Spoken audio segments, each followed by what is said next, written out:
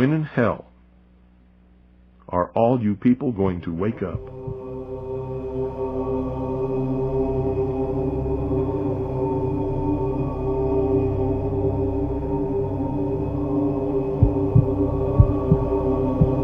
Well, listen up!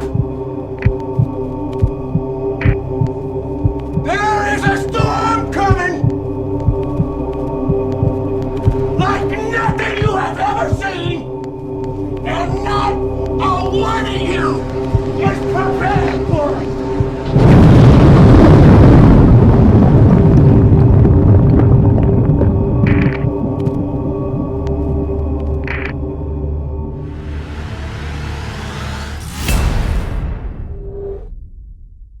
There's no more secrets, just ignorance. Welcome to the 401 show. Once again, what this show is are we the episode 13. How you doing tonight, Dave? Good. I mean, all things considered, good. Yeah. We're having some technical problems, which could delay our NASA closure. Yeah. But I'm good. How about you? Doing Helen? good. Doing good. Doing good, Helen? Yeah, she's toughing it out. So, what are we all like fives on a scale of 1 to 10? Yeah. All right. Well, let's catch Thanks, up. Tony. Let's catch Yeah. up with you guys because there's, we've been on this pace where we're uncovering new information every single week. Yeah. And a lot of it, I got to go back and remind myself because a lot of it was hard to handle. Like it took me months to get my arms around this. Even probably took a full couple of years to fully accept everything. And then you start to learn how to cope. Mm-hmm. But a lot of the information we've been showing you isn't a surprise to you guys, but maybe some of it has. Some of it is. Some of it's new for me. Well, what I notice is when we talk about researching, there's things that I'll research, and you and I will talk about people that we've paid attention to, and you won't have any idea about the guy I'm talking about. I won't have any idea about the guy you're talking about. And a lot of the information that you've presented to us, I've never seen that. Mm-hmm. I was watching the edited version where you brought in all the Armstrong, and I can't believe it's like the quote. You hear the quote every year, the anniversary or anything that's big or pretty much anything that happens with NASA. And then here it is. All you hear is that quote. So through the years, you never go back and watch any of those press conferences. And before the internet, you probably didn't even have the opportunity to. Because what are you going to do? Go look through micro film at CBS or the library? Right. You really had to be a super journalist researcher in Right. order to find that type of information. That's why, I think JFK's assassination was the beginning of the end of America's innocence. I mean, that day really marks the beginning of, like, the imperial United States, the invaders, the ones that are, we're not in countries anymore to defend them. We are there to occupy and take them over. I mean, the number of nations we've bombed since World War II, it's staggering. Now, that's an offensive military operation, typically. In JFK's day, because research had to be done in the form of getting in your car and going to the library and going to the Library of Congress, requesting certain Kennedy was shot in 1963. There was a very small percentage of the population that was starting to pick up on the fact that something was off here. Things are not adding up. Lots of credible people are saying things that absolutely conflict with the story. And it wasn't until roughly 1967, 68 when the prosecutor in New Orleans, Jim Garrison, he's the one now, he was probably the first real conspiracy theorist. He went through hell. I mean, he got attacked from all different directions. The following time period has been made available to District Attorney Jim Garrison of New Orleans to reply to an NBC News program. Many of the things which some of the major news agencies have been telling you are untrue. You're going to learn that although you are citizens of the United States, information concerning the cause of the death of your president has been withheld from you. That President Kennedy was not killed by a lone assassin. You will learn that there has been and continues to be a concerted effort to keep you from learning these facts, which presumes that the leaders of our federal government and the men in control of the powerful press media constitute a special elite. The truth about the assassination of the president has been concealed from you long enough.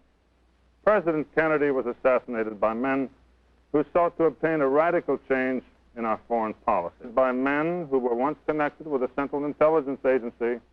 They planned the president's assassination, and they planned it well. Some of the most powerful news agencies we have in our country have worked hard to convince you. You have not been told that Lee Oswald was in the employ of the United States Intelligence Agency. Oswald had a higher security rating than his buddies. When Oswald was questioned by a federal agent in August of 1963, the notes of the interview were later burned.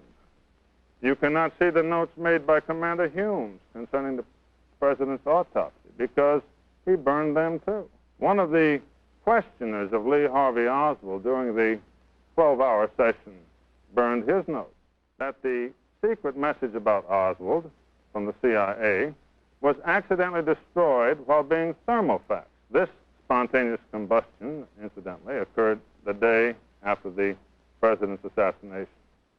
The Warren Commission's inquiry into the assassination started off with a completely unacceptable philosophy. One of its stated objectives was to calm the fears of the people about a conspiracy. I don't want to be calm about the assassination of John F. Kennedy.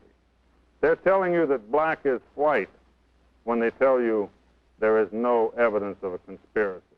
But they have lent themselves to the all-out effort to convince you that the matter's been looked into, and anyone who raises a question now is irresponsible or a troublemaker or an enemy of the people. Anyone who has done their homework knows that the single assassin theory is totally impossible. I believe that in this conflict between truth and power, and this is exactly what it is all about, that power cannot possibly smash truth out of existence. And I believe that the people of America want to know the entire truth about how their president was shot down in the streets of Dallas. In Kennedy's day, it took about 30, it was around the time of Oliver Stone's JFK. So we're now looking at 31 years since Kennedy had been killed. And it was right around that time where more than 50% of the population now believes that it was not Lee Harvey Oswald. That was in 94. And if you go look at it today, the number's almost in the 70 to 80%. Like it's a majority. So before the internet, it took us 30, 40 years to get, wise, common knowledge about JFK. 9/11 happens. Now we have the internet. It's a thing. And it didn't take 40 years. It took about 10 years before we started to reach a critical mass with 9/11 where there was enough people now going, wait a minute, this is... Let us never tolerate outrageous conspiracy theories concerning the attacks of September the 11th. Malicious lies that attempt to shift the blame away from the terrorists themselves, away from the guilty. Just illuminated. From the moment of birth, all we know is the thirst. These devils trying to make the river flow in reverse. All my people on the rooftop, all my people on the ground.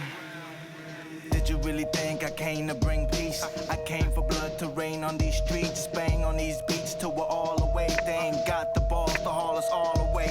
Shout out from the rooftop, God is great. All these wannabe cobras just guard of snakes. I'ma shine the light, watch them cower in shame. Got guns, but the flame will devour your brain. It's bigger than freedom, bigger than change. Politicians, citizens, sinners, and saints. Raise the vibration and the shift begins. Where you gonna go with them spaceships and things? Wake up.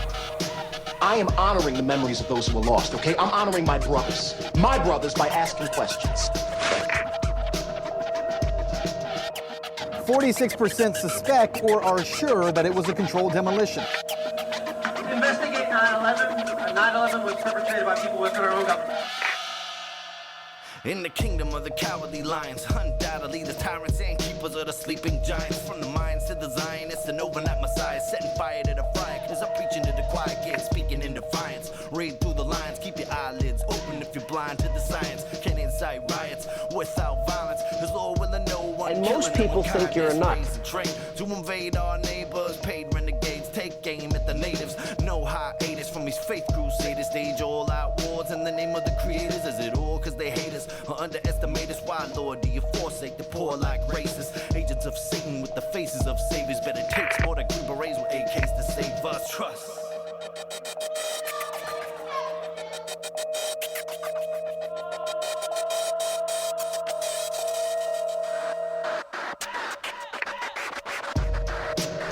Haven't heard any compelling reason for a new investigation. Well, if the family members want one, that's all. 9/11 was not an inside job. It was an Osama bin Laden job with 19 people from Saudi Arabia. They murdered 3,000 Americans and other foreign. There may be growing skepticism when it comes to the official story on 9/11. All of the movement has been the other way. It's been people who believe the official story like I did and have taken the time to examine the evidence.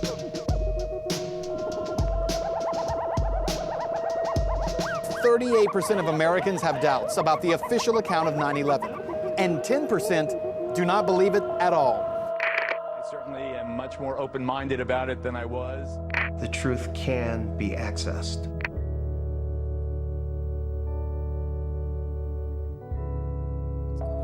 And we have now broken the 50% threshold as well, where now most of this nation no longer believes 9/11 was done by... What's the percentage?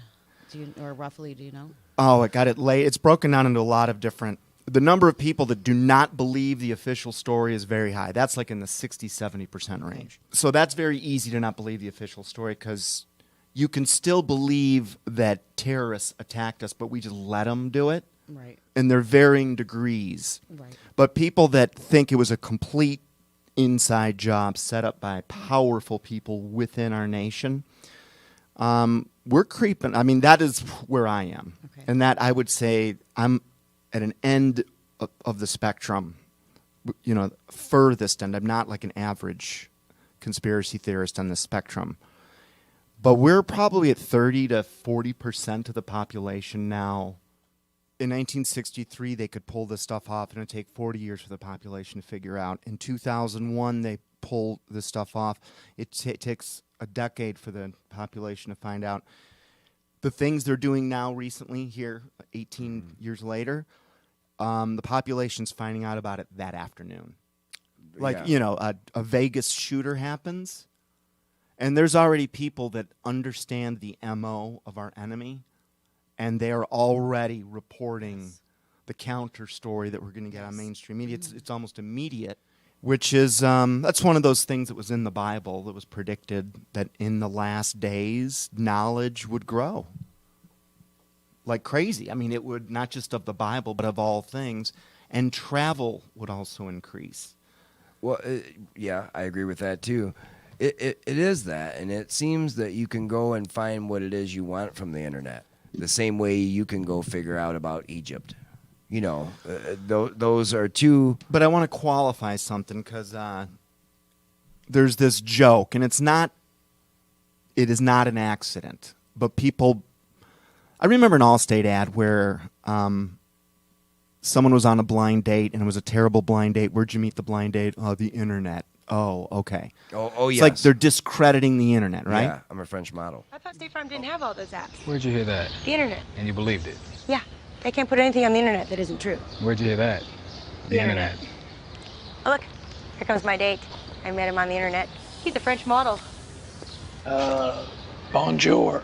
Again, that's subliminal. People don't understand it, but that message comes through on so many places that when you reference the fact that you got information off the internet, it's sometimes it's even automatically discounted. Yeah, I know. I did it to people. And look, you do have to be careful. There's plenty of hoaxes on the internet. There is. Without a doubt. I've fallen for them too. Yes. Yep. But you got to understand, it's like making fun of getting a free Porsche because someone left a gum wrapper in it. Yeah, there is some misinformation on the internet. Yeah. But let me also say this. Before the internet was here, You could find misinformation at a library, too. Correct. Yeah, Okay, you could sure. go and find erroneous information. All right, somehow society has survived. You know, it used to. I guess as a child, you think that this book is written, it must be true. Same thing with school when they're teaching you. You know, you're being programmed that what's in this book is true. And now you know that I could write that book and tell you about anything, right? About landscaping and have it completely wrong. Doesn't mean I can't publish it and put it out there.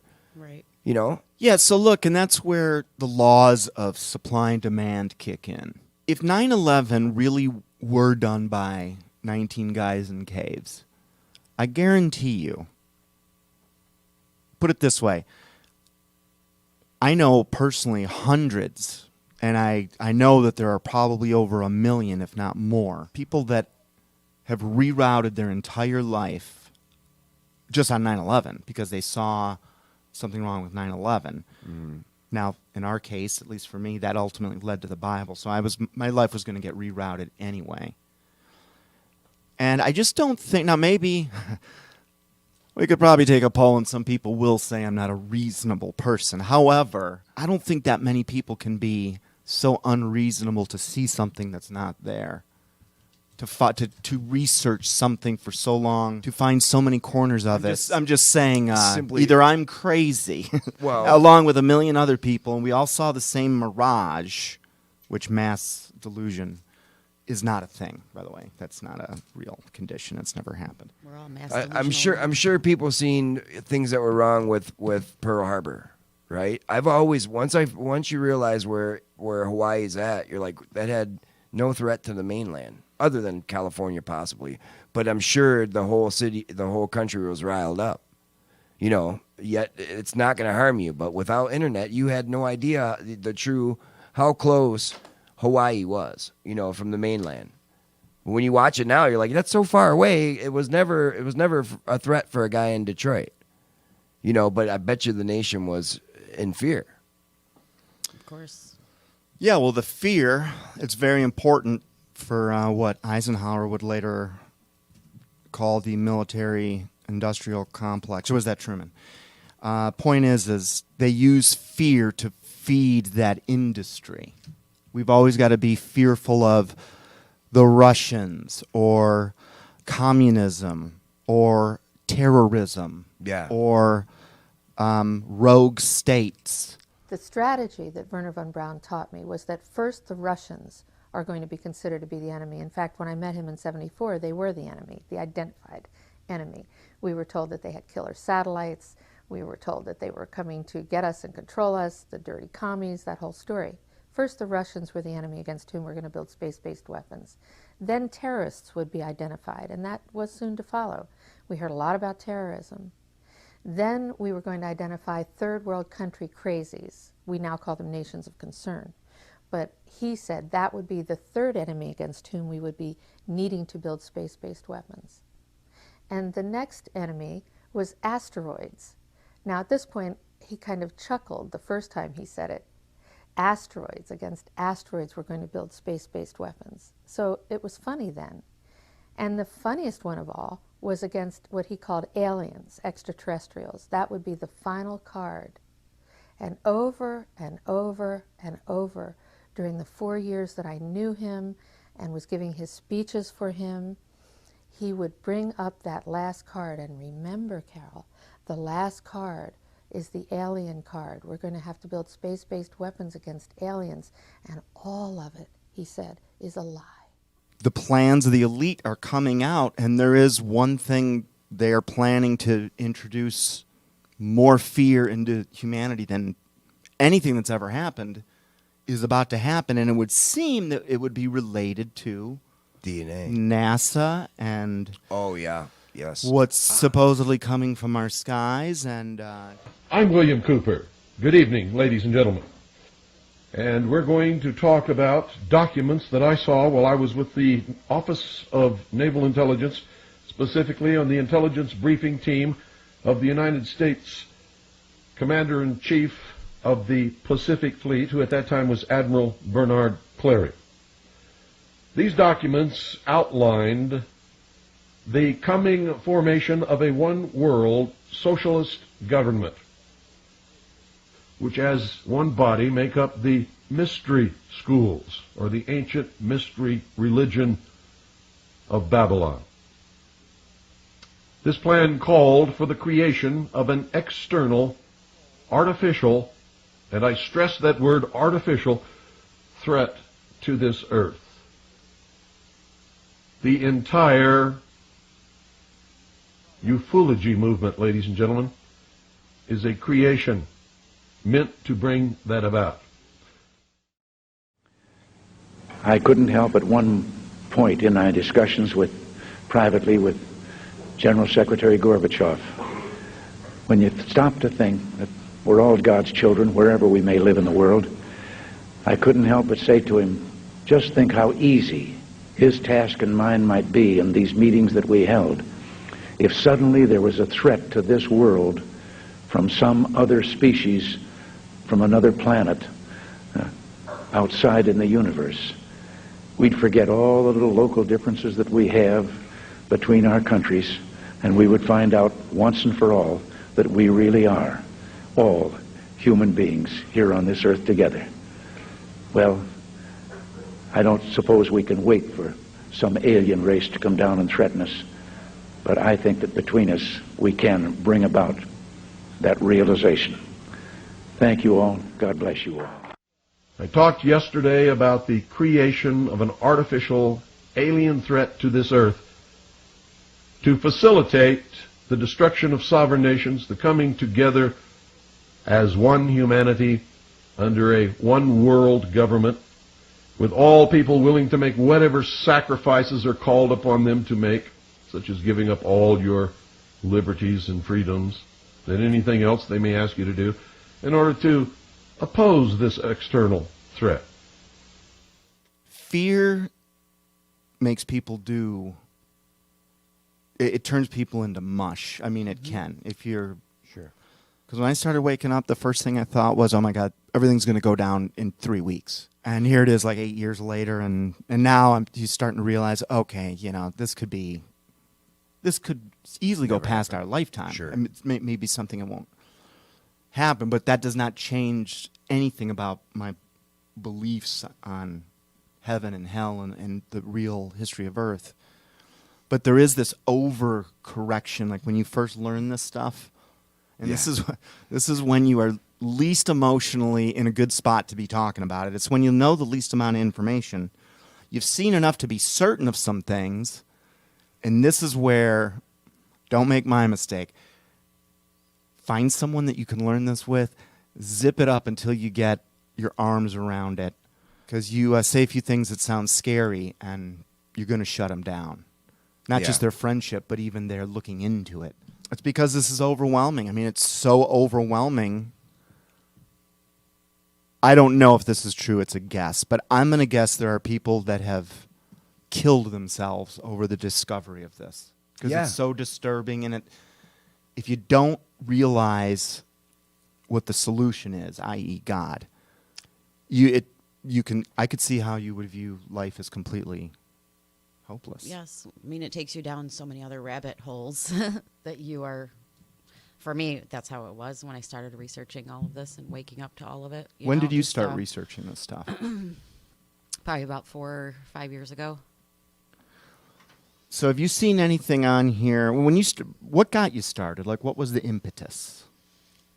I just think I got to that point in my life where I knew something wasn't right with what was going on in the world. I could totally feel the spiritual warfare going on. A lot of spiritual attacks, psychic attacks.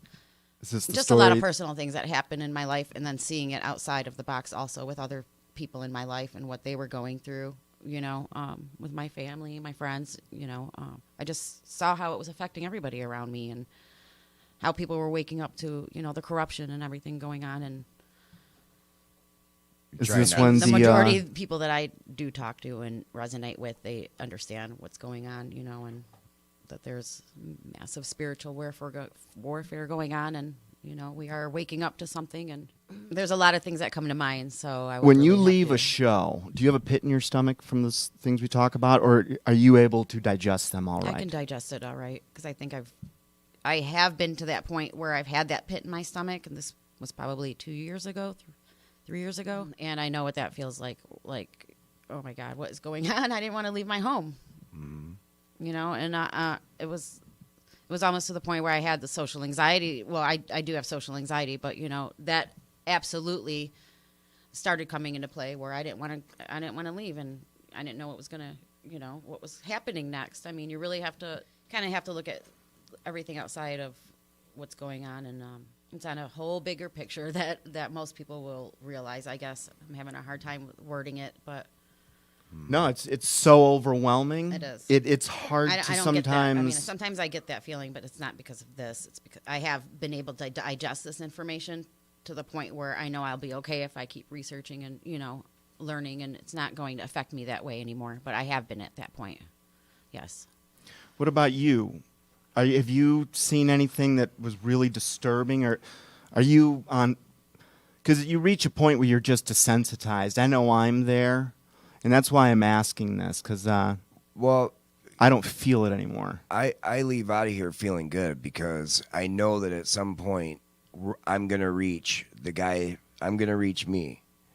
You know, sometimes it takes a different type of a host or a person that's presenting the information to reach someone who's on the same level. Right. And I like the fact that I'm learning something here every week.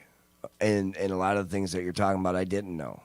You know, and I like the way that you're linking them to how you see it in the Bible, because those things I don't see, right? I have a hard enough time just knowing what the passages are, let alone to try to put something cryptic into it, or to be able to, I don't mean cryptic, to be able to find these parallels in the Bible and how, you know, how comfortable you are with that truth.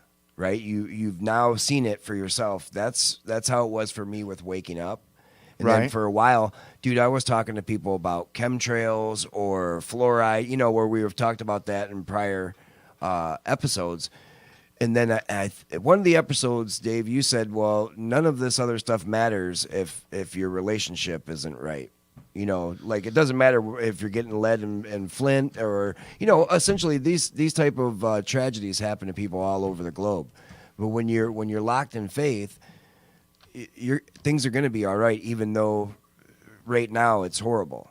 You know, and I think if you have that type of relationship, yes, your anxieties start to fall away because you're just arming yourself with knowledge at that point, right? When I go into YouTube, I know what I'm going for now, right? If I'm going to get trapped in that, because sometimes I'll go right on by it. But for me, it was really economics that made me wake up, because I essentially, not that I didn't party too much or do some wrong things, but I've always worked. I've been working since 13 years old, you know, so when I couldn't pay my bills, yet I was doing everything I was supposed to do, is when it really started looking like, what the hell's going on? Ditto, Tony. Yeah. Ditto. What's going on? That's really what woke going me to up. school, It's like, okay. trying to make, you know, it was just one thing after another. It was like, how am I working 2 to 3 jobs, going to school, and I'm still...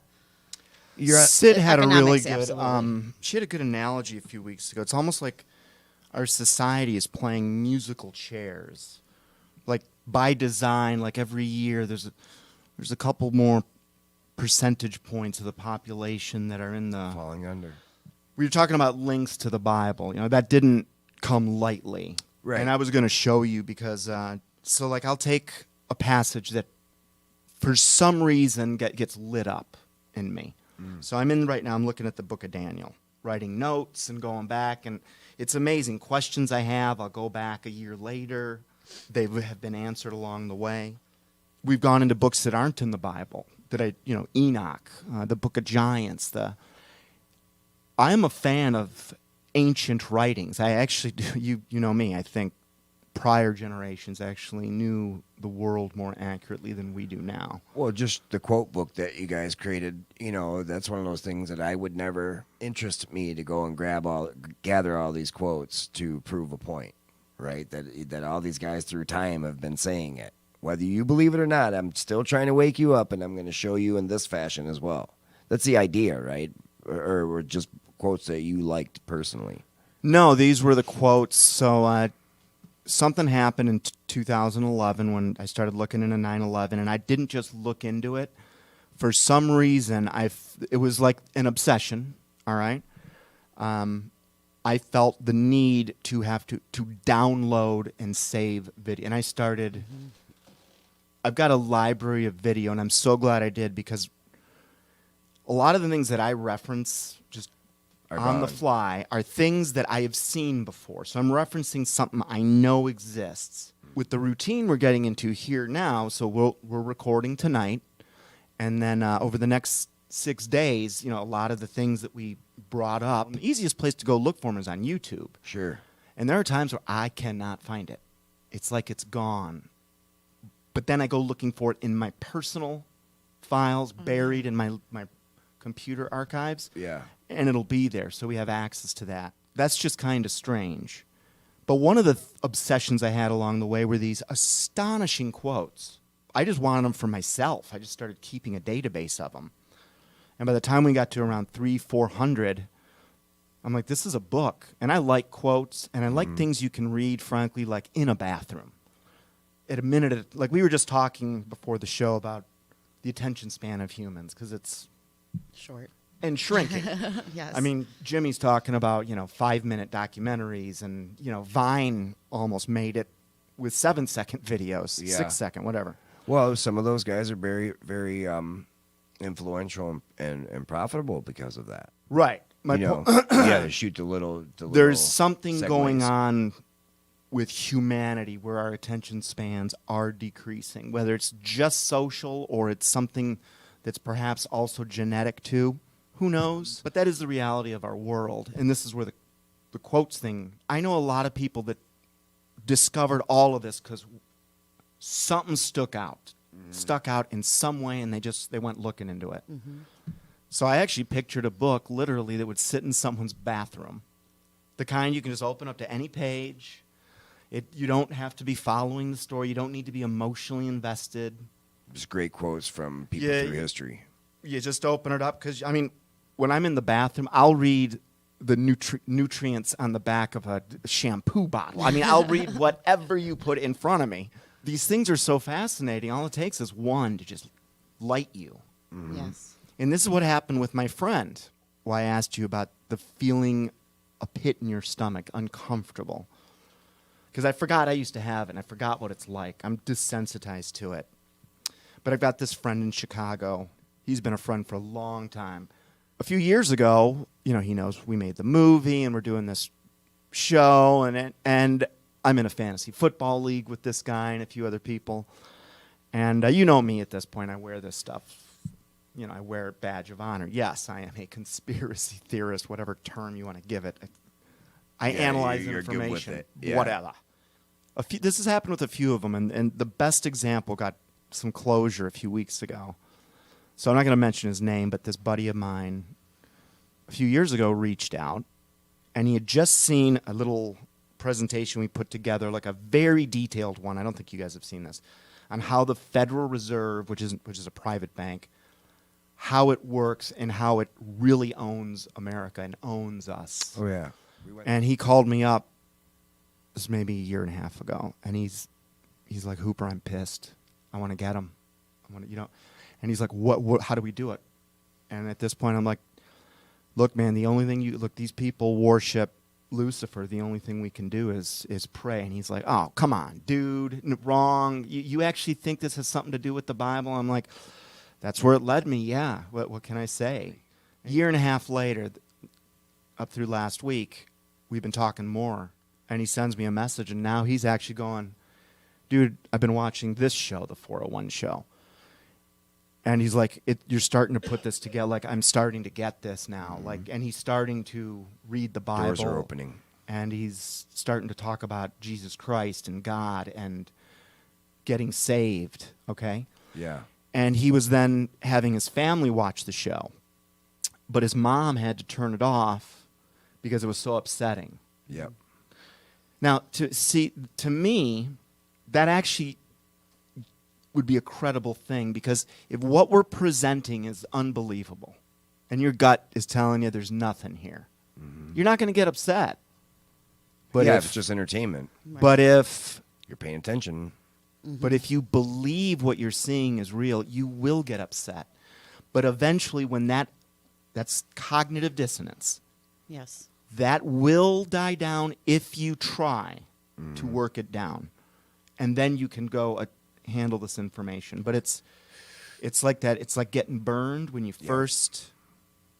It's scary. Well, and as Alex Jones has always said, write it down. When you hear something on the show or you see something on one of our episodes, write it down and go research it for yourself. Right. Just start looking into it. Yeah, I like to say that for all of our shows, and I'll say this to you guys. Do not trust us. Not that we're not trustworthy, right. but we're students. Do your own research. There's a yes. lot of We're all research here. learning. You know, we don't have fact-checking departments like CNN. But the funny thing is we get a lot more right than CNN does. Say, yeah. We are actually held to an even higher standard than mainstream media. Because if there's a mistake in our show, oh my gosh, do we hear about it? Sure. Whereas CNN they can say whatever and change subject. No big deal. So there are different ways we present the theme of the show. Like we paint dots every week. Another form is that we're presenting a case to a jury. Right. You know, and we're in the middle of this trial where we're trying this book. It's on trial right now in a sense. Like, could this thing really be true? Another theme of the show is embodied in the parable of the blind men. Do you guys know this parable? I've heard it. Mm-hmm. Yes? I've heard it too. All right, so just a recap for our listeners, because this is the vision you need to adopt in order to see the forest instead of the trees. So the exact origin of this parable is unknown. It's of Eastern origin, Persia, 1000 AD, give or take, whatever. That's irrelevant. And it's got many different forms. So I'm just going to give you the idea. It might not be the one you're going to find on the internet, but it'll be close enough. And the parable goes like this. There was this village of blind men. Everyone there was blind. And on this particular morning, the main gates to the city were blocked. And so there's a hubbub going on in the city, and the wise elder of the city sends his top 6 guys. Now, they're all blind, but he sends his top 6 guys to go investigate what this thing is. And they're all there. They're feeling around. They do their thing. They come back to the wise man, and they start giving their reports of what they're seeing. And one guy starts off, and he's like, we're under attack. These guys have swords. They've got stabbing weapons, and they're getting prepared to invade our town. And another guy's like, I didn't get that at all. I think what happened is some large trees sprouted and grew by the entrance of our village, and there's no attack. And then another guy pipes in. He's like, actually, I disagree with both of you guys. We might be under attack, but it's going to be a siege. They're going to just block us in here because that's a siege wall. And then the fourth guy piped in. He's like, what are you guys talking about? Because all we saw there was a giant python snake just walking by. There is no reason to be up in arms. These guys start arguing amongst themselves over what it is they saw. Okay? Mm-hmm. And then the wise old man, the town elder, starts chuckling, and the room goes quiet. And he's like, do you guys know what you're looking at? And obviously they didn't. And he's like, you got to pool all of your information together because you're all right. I mean, yes, the thing that you're looking at is an elephant. Mm-hmm. And the tusks are the stabbing weapons. And his big body is what you thought was a siege wall. And his trunk, and you know, you could go on with, there are some guys that know 9/11 real well. There's some guys that are really experts at, like Sid, with water and fluoride and poisons. The owner of this station's an expert at vaccinations. Mm-hmm. And they all see an evil conspiracy when they look at it for themselves. And they're certain it's there. They're certain of it. And what they're looking at is so horrible and so ugly that they can't imagine that this could ever really be repeating itself throughout in another part of society. So after I was now a 9/11 believer, and I'd go to a website that talked about NASA and aliens along with 9/11, I used to get pissed off. Yeah. I'm like, you know what? You're discrediting this because 9/11 is real. I mean, that's a real conspiracy. But then, my brainwashing kicks in for anything beyond 9/11 still, meaning, in my early days, I'm like, oh, I've just discovered the biggest conspiracy in mankind. Yeah, I got. By the time you're done, you realize, oh, it wasn't a small one, but it wasn't that big. Right. Right. So the parable of the blind man is at work. You've got to have that attitude To go out and and back get all out, the because information. J. Edgar Hoover, he's the head of the FBI for like 50 years. All right, this guy is looking down at the whole United States from a very high ivory tower for a very long time. He has a quote that made the book that a conspiracy, it was along the lines of a conspiracy has existed since the days of Jesus Christ that is so big the common man, the common person can't even fathom that it exists. And this is one of the ways they hide, in plain sight.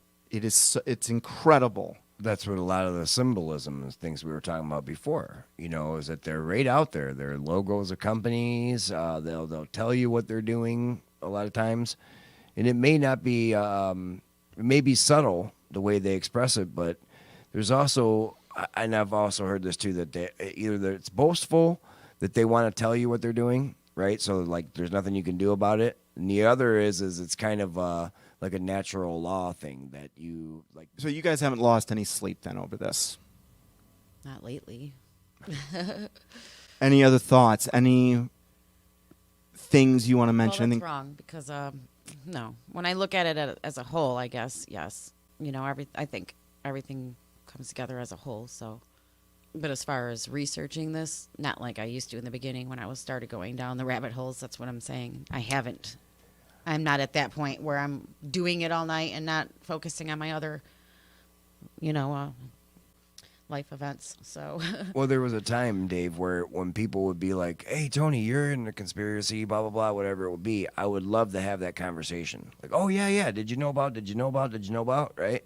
Now, it's not so much. Like I love doing the show. I love learning. Like I don't feel my personal quest to wake you up, which is what I felt before. Like, oh, you don't know this? Because I think when you start doing that to people, they feel like you're trying to be smarter than them. So they tune you out because a lot of times you do, and you can sound really arrogant too. Yes, and cocky, and it turns people off. It can cause a lot of problems. It'd be like you bringing up, did you know that they found Muhammad Atta's license? And I'd be like, no. And you're like, you didn't know that? And right? That's the way you gotta make sure you talk to people. I used to the do right that way. too. Right, yeah, right. like you don't know that happened. Like don't treat them like an idiot because you turn them away. It started with the movie, and then like I get a lot of release just from these shows. Like it's very therapeutic. But in my personal life, I never bring it up. Yeah, not anymore. I used to want to engage the conversation constantly. No, I'm with you. You don't feel like you need to. I'll have people very randomly, like you're saying, Dave, and this is the good part about doing it, is that guy remembered you from years ago. And I've had that happen as well. Like, man, you were trying to tell me, but I just wasn't ready to hear you. Yeah, that's happened a lot. I've had a lot of people. I had another guy circle back today in a comment in one of our shows, in one of our chat rooms, saying that, he had seen that movie, our movie, a few years back, and now he's like fully awake, and he found this show, and he's like, oh my God, that's exactly where I am now too. So, because sometimes it takes you that. Because I was doing the same token with, long-term storage foods, guns, ammo. We talked about that before. Right. It was a very physical preparation at first. Now it's all spiritual. For me. Yeah. Where you had said that, that hey, I was doing those things. Well, I did too because I looked at it as insurance. If something happens, man, I'd still get the guns because. Well, once you have those things, once you have yourself a few months of, and in multiple spots, I've done all of this prep idea. And once you have those things in place, you have them buried, like you relax GPS a little bit. Coordinates. Yeah, or you want to share them? I have a lot of friends. All right, friends of friends with friends. It really is about gaining your energy back. For me, At 45, I was having trouble, getting through the day. And I was pounding down a lot of coffee, and a change for me in a lifestyle that made more sense. Normal discomforts, tend to go away, and you don't have as much problems. What do you mean normal discomforts? Well, for me, I would have, say, like normal, lower back, or climbing stairs, getting up in the middle of the night which is, for guys, tends to happen when you get in your 40s, where you have to go to the bathroom through the night. None of those things happen anymore, So it's more of a change, and it's just premium grade nutrition. The cool thing is it just kind of absorbs through the day, or as your body needs it. All right, so that's TonySchwartz.Lavelle.com. Hit me up, and I can help you with deals from time to time. Sweet. If he's in the right mood. That's right, and I'm usually not all the time, but from time to time. Oh, you're wondering about the positivity. Well, a lot of that comes from feeling good, Yes. Some weeks we get started, we look at a passage out of the Bible or something out of history, and there's just a little connection. It just sort of hit home for me. I'm going to tie two passages together that were written almost 1,000 years apart. All right? And they're talking about something that's happening today. So Daniel was written somewhere around 550 BC. He started from being a little kid as a prophet to the kings of Babylon, and he outlived 3 of their regimes, and God was very clear with him and gave him a ton of visions. He's probably one of the most significant prophet. He's certainly one of the most, if not the most, significant prophet in the entire Bible. If you get to the point where you believe that that's a true book, and it is in fact predicting the future before it happens, get to know Daniel's 70th week. You familiar with that term? I'm not. No.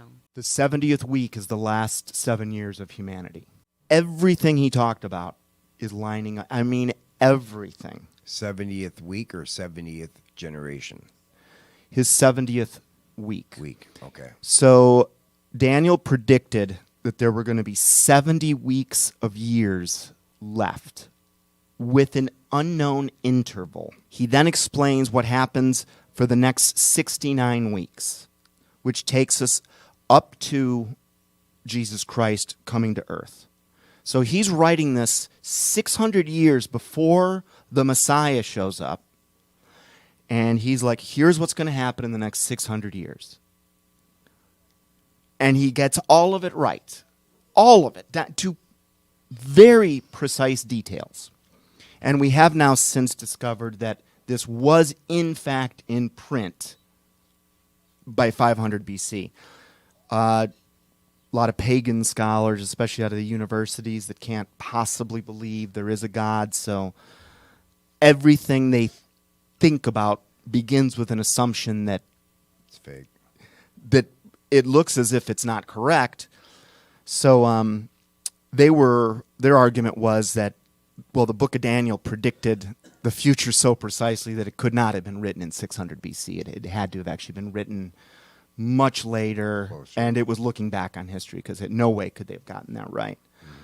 But you won't see this on the news. You gotta know what you're looking for. But we've now pinned it where we know for a fact this was in writing. So I'm gonna read you 2 passages. One was written 2,600 years ago. All right? Now, this might have been written by Daniel's hand, but this is God's words. Daniel 7:23 reads like this. Thus he said, as for the 4th beast, there shall be a 4th kingdom on earth, which shall be different from all the kingdoms, and it shall devour the whole earth, and trample it down and break it to pieces. Now, beast, a 4th beast. By now, we already know that a beast is a system, a governmental system. It can also be an individual person, because the Antichrist, the individual of the Antichrist, is also known as a beast. But a beast is also a system. So you have to understand the context. All right, so Daniel in 600 BC says, now the 4th beast. Now remember, he's predicted that he predicts 3 of them. He's like, here come the Persians. Then come the Greeks. Then will come the Romans. Then the Romans are going to go quiet. And what's going to come out in the last days after Israel's regathered, that also happened. Actually, he said they'd be regathered twice, which happened because they were in Babylon. They were sent back to Israel. They screwed up again. Now they're dispersed for 2,000 years, and they will now be they were regathered in 1948 for the last time. Not in the spirit, meaning they're not gathered together under like God's anointing. What's going on in the Gaza Strip is not, I don't think, is anything that makes God happy. Daniel's, okay, so he predicts the first three beasts. And the fourth one, it's something the earth has never seen. And it's something that's going to, it's the whole earth. That it's, you know, this is not a kingdom that advances by invading its neighbor and then expanding and then invading those neighbors and expanding. This is not a territorial type of kingdom. It's as if this kingdom is going to be everywhere, all-encompassing. This is basically the New World Order, written about 2,600 years ago. An entire world system. Okay, now let's flash forward in the Bible. We're going to flash forward about 600 years. Book of Revelation. Jesus appears to this guy, John. They're going to reference a beast here. And it's the same exact beast that Daniel was referencing. Remember I said the way God writes is he will have different people in different languages and different epochs writing about the same event. Parable of the blind men. They're writing about the same event from different angles. Now, a lot of like rookies, or if people that are just looking to dismiss this book will say, oh, there are inconsistencies in the book. Because this one witness report said there were two women at Jesus' tomb, and this eyewitness report said there was one woman at the tomb. No, they don't conflict with each other. It's like a witness statement. Right. I saw two guys running out of a bank with guns. A witness from another standing in a different location saw four guys running out of the bank with guns. Is one of them a liar? No. It just means point that. Of view. So, or timing. The Bible is the parable of the blind men. He's showing us the spiritual world from many, many different angles. It's another reason Revelation's the last book in the Bible, and it's written in code. And it's the only book that actually promises you get like a blessing in heaven if you read it. And the only reason I can think of that is because in order for you to understand the book of Revelation, you have to have read everything else. Because all the codes, what's a beast, when something comes out of the sea, what does that mean? Because I used to think that's out of a body of water. Well, no. You go back and look at the original Greek word, and you find out they use the exact same word here. It means out of the population of people. So Revelation 13, 16 to 18 reads like this. And he causeth all, both small and great, rich and poor, free and bond, to receive a mark in the right hand or in their foreheads, and that no man might buy or sell, save he that had the mark or the name of the beast or the number of his name. Here is wisdom. I had a friend, Nick Rockefeller, who was one of the Rockefeller family, and we became friends. We started talking about things, and one of the things that we used to talk about is the goal to create a one-world government run by the bankers, where everybody has an RFID chip implanted in them. And this is giving me straight from Rockefeller himself. This is what they want to accomplish. And if you're like me or you, and you're protesting what they're doing, you can just turn off your chip. And you have nothing. You can't buy food. And that no man might buy or sell, save he that had the mark or the name of the beast or the number of his name. Here is wisdom. Let him that hath understanding count the number of the beast, for it is the number of a man, and his number is 666. Okay? Now, we can see the 666 all over the place. We see it in our media. We see it in our sciences. We see it at Disney. The system, the system's not that hard to find once you know what you're looking for. These areas right here that are on this elite control grid, like I said, the Illuminati are not going to own plumbing supply store chain, but they will have their people in at the water department and the FDA and the EPA. Or the lead corporation. Humanity is essentially controlled through these, I think, what do we got here? 12 institutions. So if from my perspective, I'm starting to see this beast system materialize. You know, they're talking about 2,000 years ago, there's going to be some sort of a device that is put on us in some way that's going to keep us from buying or selling, which, I mean, that's a mystery for 1,950 years until we hit this century. Now all of a sudden, there's people actually doing it. You know, the first wave, they're doing it willfully. Yes, they are doing it willfully. I'm sorry, man. Yep. And then you realize it's exactly what everybody's always ingrained, you know, that it would be a piece of rice size chip in your hand. Look, and we still don't know if it's a chip. It still could be an I have a feeling it's going to mess with our DNA because God is going to allow this to happen because in a way, God's got this problem, all right? So we fall when Adam and Eve go down. But God then comes back with a promise. Essentially, the promise is as long as, you know, you come to believe before you die, you're in. You'll be saved. I'm not necessarily one of those once saved, always saved, but that we'll go back to that later on another show. So he's got a problem because at some point we got to cut the line off. You know, it's sort of like the people that were trying to get out of Saigon in the last days of Vietnam. At some point, they have to shut the gate, and someone's on the outside and someone's on the inside. Now, God cannot break a promise. He cannot be untruthful. There is no darkness in him. That's why I don't think he can appear to us, because there is darkness in us, and he'll extinguish it, i.e. kill us. I think that's what being in his presence would do to us. So...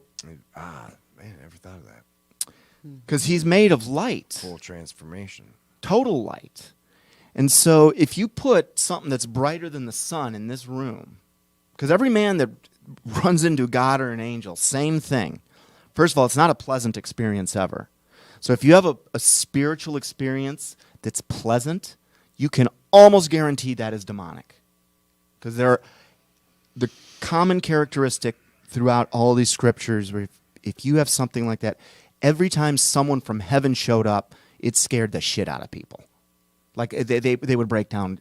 So you'll know the difference. And the light is so bright, like they were blinded, some temporarily, some permanently. So if there's something as bright as the sun in here, there will be no shadow. Period. The luminosity is just, there will be no shadow. Right. Meaning there will be no darkness in here. So if there's a shadow, you know, if a shadow constitutes something that makes you up and it's about to disappear, it could end your... Yeah, fully enlighten your whole body. Don't understand. X-ray. There are three parts to, you know, we are mind, body, and soul. Yes, kind of like the Trinity. I don't know how they all work together. But the point is this is a connected messaging system that is telling a thematic story all throughout history. Not sure that I agree with you, David, on those every spiritual experiences should be, or you said is considered demonic. Negative or denominator. Well, I wouldn't. It's every passage I've ever read in here. This is subjective. So far, every time I have read a passage of where a spirit from heaven has materialized, it scares the bloody hell out of whoever it is. I mean, all of the prophets that were first, they all ran. They all broke down. They all freaked out and felt it was the scariest thing in their life. Whereas the familiar spirits, they feel good. They don't want, as long as you are on your way to their kingdom, you're going to have a nice, smooth ride. Okay. You start doing things like showing up on shows like this and being exposed to this information. Because even just saying the name Jesus, it's an agitating name. Mm-hmm. And if it used to agitate me, because I used to have dark spirits all over me. And I could feel it. There was like a perceptible emotional reaction, which goes back to those quotes from last week where he predicts he's going to be hated by people that don't follow him. What a polarizing guy, which I now totally get. How can you predict that your name will have that impact on people? So we are dealing with a beast system. At the end of the day, all of the power, all of the structures that the Illuminati or that evil does business under are shaped like a pyramid. It's shaped like our military. It's shaped like the actual buildings that we see dotting every continent. And remember, Satan's a counterfeiter. That means things that you see his kingdom doing, he got it from heaven. Now, there's a passage in Revelation that says when the new Jerusalem comes down, it's going to be 12,000 furlongs by 12,000 furlongs. Okay? By 12,000 furlongs. So everyone assumes 12 by 12. So everyone assumes we're dealing with a cube. But there's another structure that can meet those requirements. It's not a cube, and it's a pyramid. So I suspect that God's kingdom actually is one of pyramids, and Satan has counterfeited it.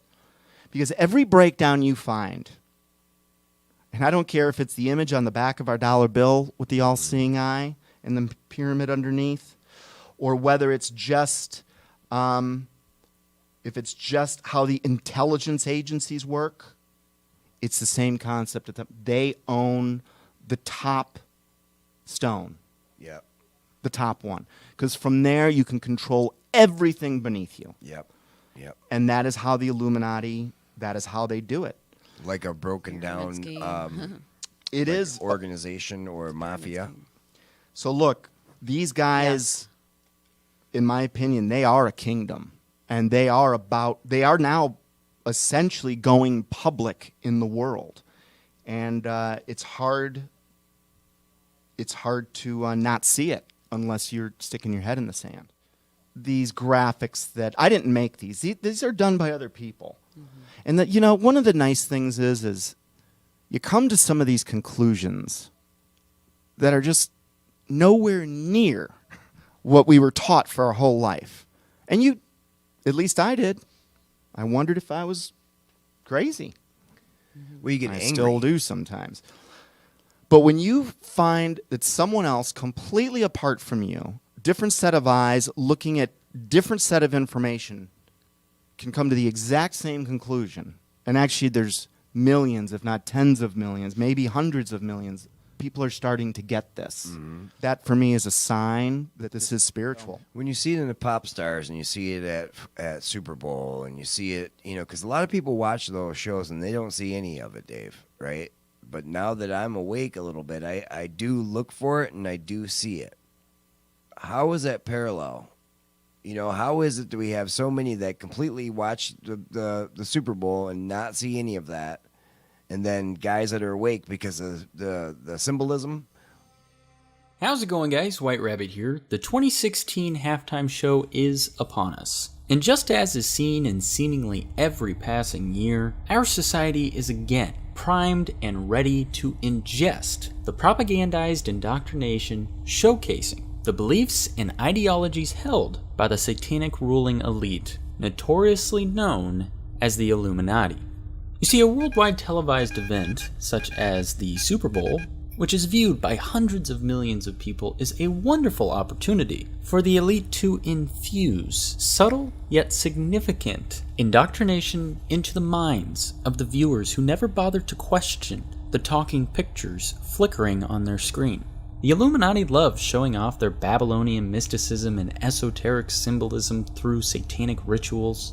And the vast majority of people never even realize what it is that they're watching. But upon realizing that Satan is referred to as the Prince of the Power of the Air, it's really no wonder that the satanic elite would utilize the music industry to showcase these elaborate rituals in a means of propagating their Luciferian dogmas.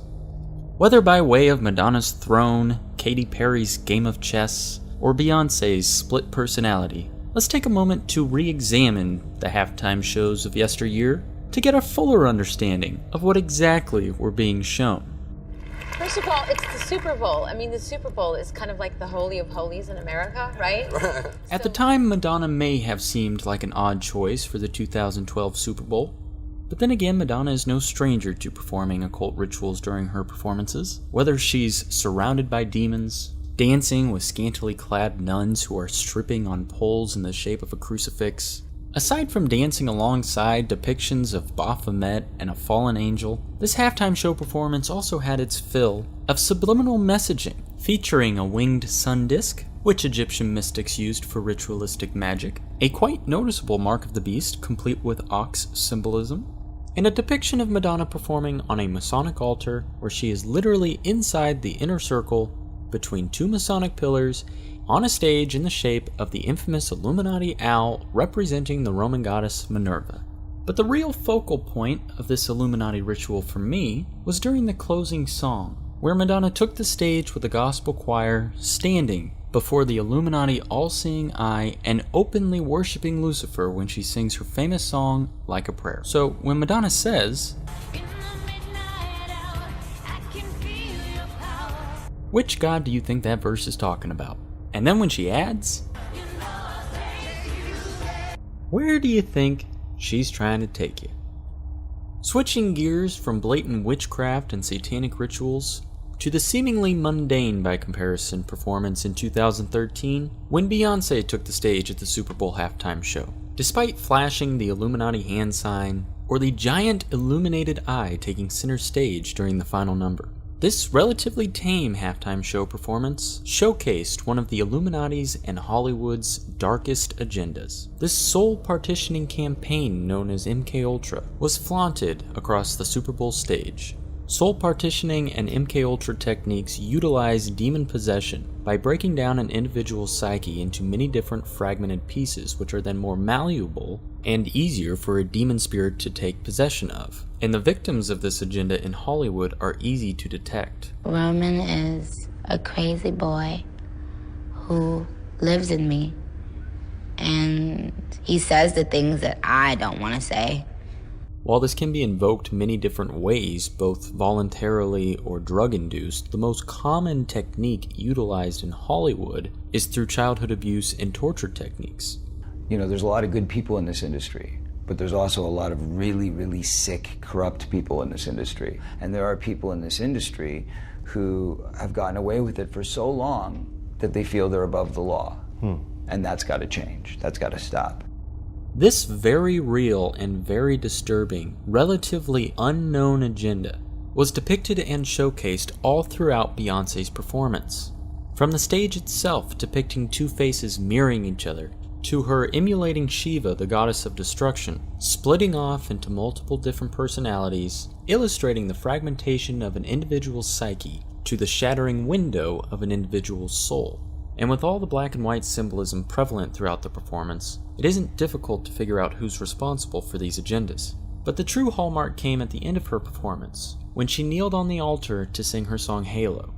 What you may not realize is that Halos is the personification of the sun in Greek mythology, and is closely identified with the god Apollo, the god of light.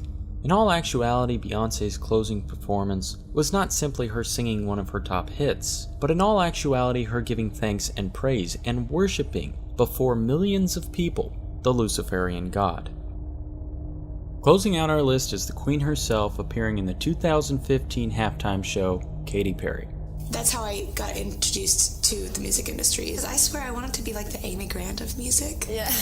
But it didn't work out, and so I sold my soul to the devil. As a high-level Illuminati witch, Katy Perry has dabbled in a little bit of everything, from openly practicing satanic rituals on stage, to music videos promoting everything from bestiality to MKUltra, to homosexuality and Illuminati ideologies. She even took her own artistic liberties with the witch from Hansel and Gretel. So when it came time to choose a musical artist to represent the whore of Babylon, Katy Perry was undoubtedly the obvious choice. Dressed in flames to represent a phoenix, Katy Perry took to the checkerboard stage where the pieces for the ultimate Illuminati halftime show fell into place, capping off both ends of the performance representing the light of Lucifer, this Freemasonic ritual went right under the noses of the general public. That's what got me, that Katy Perry and Lady Gaga. There was another thing. I'm like, well, if you're doing this, it means you're out doing this on tour, and your audience is all young teenagers. You know, I'm like, you're showing them these images, and that these images are cool to accept and to put them in the mainstream. Yeah, look, we talked last week about how we're being desensitized, all right? And the human mind can negotiate a little bit. Like, we are okay going a little bit over the line. Like what we call little white lies, or we'll stretch it this time, okay? Shameless. Okay, thank you. There's a good one. I used to watch that a lot. Me too. I watched, you know what's funny? Up till season 9. I loved Shameless. It's a great show. And this is one of the things that happens is God starts to change, because something happened. No one told me to not like Shameless.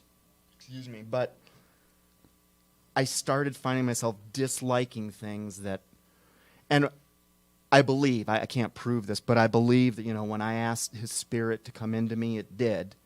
And these things that I used to love, I started, many of them, just not liking anymore. A lot of, like, you know, we've all dealt with addictions. All of us have. Let's just be honest. One way, look, I'm addicted to coffee and chewing gum, too. But some of the ones that I was wrestling with just fell away without even trying. It's weird. Same. And so we've got some friends that have given the wheel over to God, so to speak. And if that's happened, I think God is going to do something that is going to ultimately, because this is not waking up to this stuff. It's nothing you can. It's not a 24-hour thing. This show is a year long. I mean, there's a reason we're going to end up with 45 episodes for year one, and it'll really be in those 45 episodes 500 dots. Hopefully enough to see the picture. Right. You know, when you talk about proving the case, I think we're laying out evidence. Yes. You know. Yes. As far as what we're trying to convey, or the story that we're trying to put forth, we're just showing you, here it is. This is some things that we found through the times. To me, I can see the evil in man without tying it to the Bible, right? Like, by pointing out these conspiracies, I truly see it. Right, I see it in the men that are doing it. That's why I asked the other night about men of faith, you know, about the astronauts, because I think when you talk about things working in the shadows or compartmentalized, now that I can totally get, because we all fall into that trap. Mm-hmm. You know, if I go to work and I make one part of a puzzle, I have no idea what that puzzle is. Right, so those that are way above me know what, you know, from the top of the design group, know what the idea is. But you never see that. There's no reason for you to know what that is, right? So if you do that in an organization, half the people that are in there, that's why I always stop short of, you know, like when we say CERN, there's plenty of janitors and people that work there that have no idea what they're involved in. You know, every now and then, it might not be a bad idea for us to take a break from pounding this information, because I used to have to do it, take breaks for a couple months at a time, just step away. Mm-hmm. But invariably, I'm here today. I mean, I would always get pulled back, and then I finally just gave in and made it a career. Those are going to be that's going to be kind of a barometer for us too. Because last night was really cool when we were watching the playback, you know, watching the edited version or the real episode. We're commenting through the whole thing, and we can be there with the audience. I think that's great. Right. And this is sort of like the Saturday Night Live run through right before. Correct. You know, a lot of this stuff obviously will make the show, and we cut out all the parts that make us look dumb and embarrass us. So I don't mind. Yeah, embarrass away. I don't mind embarrassing Dave. All right, let's just take a look at a couple strange things, because I don't want to ever leave here without looking at least a few. So a lot of people watch the moon. A lot of telescopes pointed at the moon, because there's a lot of people on Earth, a lot of hobbyists that are astronomers. This is not a one-off video. I have seen what you're about to see from dozens of people. Like, I don't think this is made up. Something's going on, and I don't know what it is, but I'm going to show it to you guys, and then I want you guys to tell me what you think it is. So I'm filming one night looking for objects. I pan my camera down and the wave starts, this hologram wave. I don't notice it. And then it catches up to the camera and I do notice it. I glance at the moon, but when you're staring at things, you know, you don't know whether it's your eyes or what. And then I notice a second wave coming. And at this point, I'm thinking it's my camera. I look up at the moon again and, you know, I just don't know what to think. I save the clip out. I don't delete it. I almost did. And I look at it for quite some time, weeks maybe, looking at it over and over, and I'm realizing that, you know, this is not the way a digital camera malfunctions. This is an organic line, no pixelation, no shredding of the signal. You'll notice a couple things. The wave looks like it bulges in the center as if it's going down. If you stop the frame and measure it, you'll see that the sides are lower than the center, so there's kind of a bulge, and it's also tilted a little bit, and you can see structure and stuff under there. In what has now become known as the 2012 lunar wave happening. In what appeared to be these mysterious waves that just by chance he captured on video moving across the moon. And it wasn't just one wave, it was two, one followed by the other. And it's very strange because as you guys are seeing, we have these very thin lines of distortion making their way up from the bottom of the moon and up to the top and then disappearing. And now, of course, there have been other theories. Some have said that this is, you know, some kind of strange electromagnetic interaction sweeping over the face of the moon.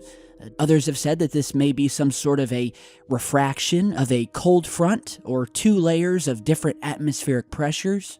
And, you know, the debate has continued. Okay, there's a lot of stuff like that out there. This is not a one-off. Hologram moon? Is that what he's trying to tell us? Well, you got a blip screen in the it. little thing he was just starting to, he called it a hologram, but he's like, I don't exactly know what do you guys make of this? Yeah, I would have to see it for myself. I would do more research opposed from just watching one video. Right. Unbelievable. Well, I've recently learned about CubeSats they're supposed to be low Earth or low orbit satellites that the reason why I heard this because I guess Pepsi is going to be the first advertiser, and I'm not sure if it's supposed to shine in space, like it's going to do a advertisement in space. So if that's the case, and you really have technology that's far more along than we would ever imagine, and you projected the moon. Have you guys seen It's a our lot to absorb. promotional Yeah, piece it is. where a bunch of people, and I want to say it was in China, saw have the seen floating that. city? I did see that. Photographed from many different angles? Yes. See, I think that's them testing holograms. This picture you guys see here, it's not in a great place to show it. This was taken in 2008 in Singapore.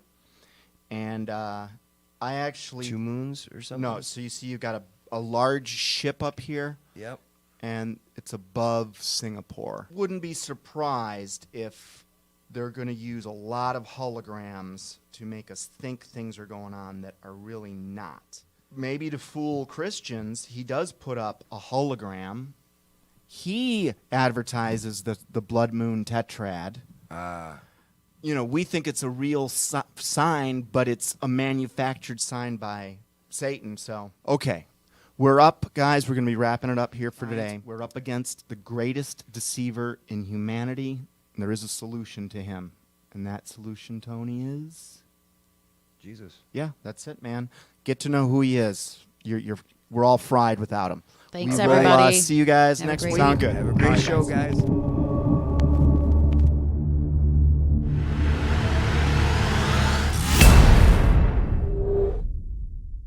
There's no mercy.